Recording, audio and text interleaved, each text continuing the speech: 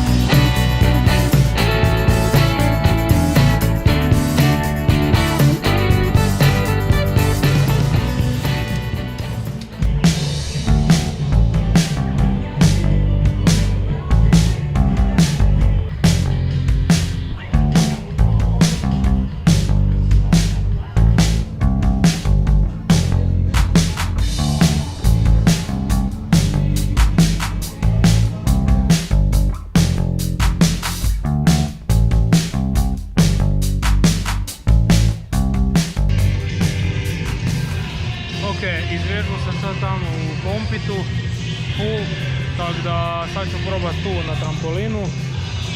Pa zadnji put kad sam probao nije baš dobro ispalo, tako da nadam se da će sad ok ispasti. Da, ništa ne čuje zbog muzike vjerojatno, ali nema veze.